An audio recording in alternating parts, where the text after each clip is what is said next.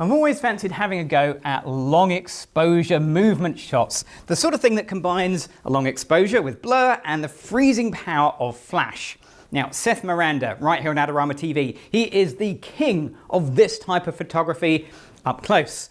So I thought I'd do something a little bit wider. So in my small home studio, which is 15 feet by 17 feet, I've got this background set up.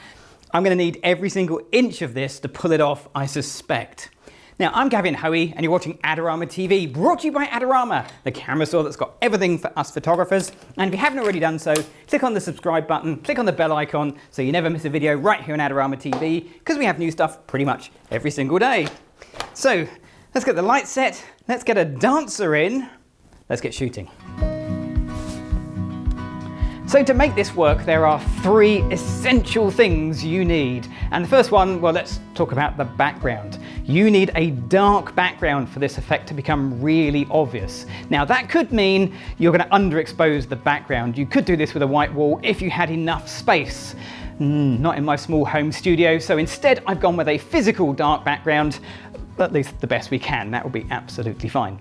The next thing is light source, and you're going to need two types of light for this. You're going to need a flash, so I've got my flash here, I've got the Explore 400 from Flashpoint, and you're going to need some continuous light. So that is up on the other side, and that is the Interfit Badger Beam. It's a 60 watt LED continuous light.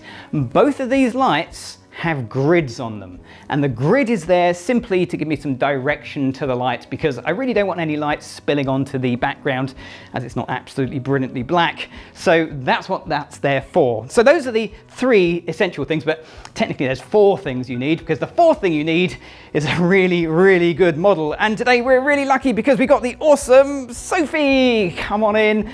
Sophie is also a dancer, so that works really nicely. Let's get the light set and see how this is going to work. The first thing we should sort out is the lighting, because we've got multiple lights going on here, not least the lights in the room. So I'm going to turn on the Badger Beam, there we go, and I'm going to turn off the room lights, like that. That's good. So now we have light coming down onto Sophie, but you'll notice the flash, although it has a modeling light, it's really important that that is turned off. However, it is actually on, the flash is on, ready to go. So I've got my camera set up at the usual settings, flash sync speed, I've got ISO 100, f5.6. Let's just take a picture of Sophie, see what we get. Now at those settings, even though the LED is on, it can't be recorded by the camera because it's just underexposing. So in order to see the LED, I need to increase the amount of time the shutter is open. So we were at 250th of a second. Let's slow it down to maybe a 50th of a second and try that. So at that setting, there is a little bit of light coming through, but it's still not particularly bright. In fact, I need to go down to something more like a 10th of a second before I can really see any effect from the LED. The flash, however, is always the same. The flash lasts for a tiny period of time, but the longer the shutter's open, the more of the LED light I see. But here comes the fun bit. If I take my camera off the tripod and I do the same shot, okay, Sophie, here we go. Okay, and I give the camera a little shake whilst I'm doing it, you can see both a sharp picture and a blurry picture. We're getting a blurry picture from the long exposure and the LED light building up, and a sharp picture from the moment the flash fires. And that's the principle we're going to use to capture the movement of Sophie dancing. With the lighting basically set, let's have a look at the effect of movement, because that's the whole purpose of this, to capture and show some movement. So Sophie is primed. She's going to do a little bit of a dance move between there and about here, but I'm only going to use the LED light to light Sophie. So the flash is currently turned off. I've got it set to about a 2-second exposure. Let's take a test shot and see how this looks. Sophie, are you ready? Okay, I'm just going to come around the back of the camera, and in your own time, away you go. So that's a 2-second exposure, and you can see that Sophie isn't sharp anywhere because she is constantly moving, but she is recorded the entire time because the LED is on the entire 2 seconds of that exposure. So now I'm going to add the flash into the mix as well. So we'll still have the continuous light, but there'll be flash firing during the 2-second exposure. The question is, how bright to make the flash? Well, that's what my flash meter's for. I'm going to guess that Sophie is going to finish about here somewhere. So let's just take a flash meter reading. We're looking for f5.6. which we've got. So this point is about f5.6. I could put a mark on the floor if I wanted to be absolutely accurate, but in reality, you can't be that accurate. It's not that easy. So this is about the right position for Sophie to end up. Sophie, are you ready? Yeah. Okay, let me pop my transmitter back on the hot shoe of my camera. Okay, Sophie, in your own time, away you go.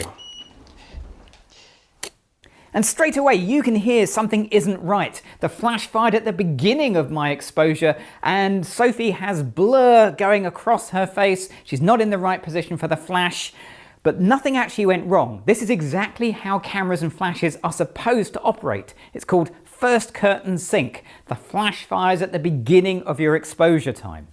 And that's where slow sync flash or second curtain sync flash comes in. It allows me to move the position of the flash firing from the beginning of the shot, which is the normal position, to the end of the exposure time. And that means that Sophie will move, she'll get here at the end, and then the flash fires and she should be frozen at the end of the motion.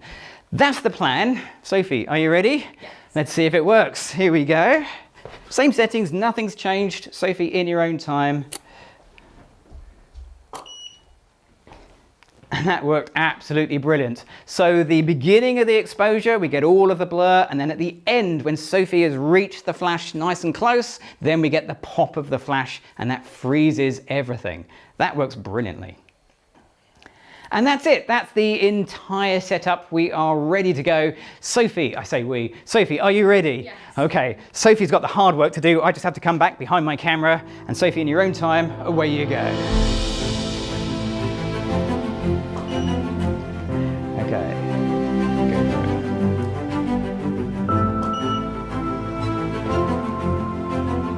go for it. Go for it. Perfect.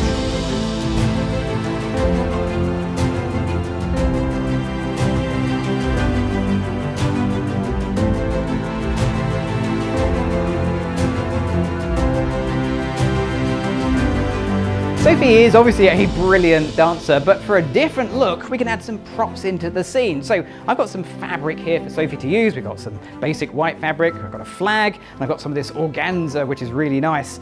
Let's see how this changes the pictures. So Sophie, I'm going to give you some of that. We're going to turn the room lights off, of course, and we're good to go. Okay, are you ready? Okay, in your own time, away you go.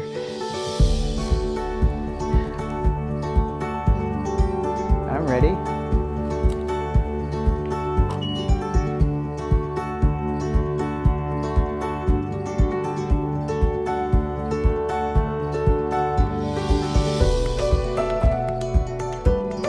Okay, in your own time. I'm ready.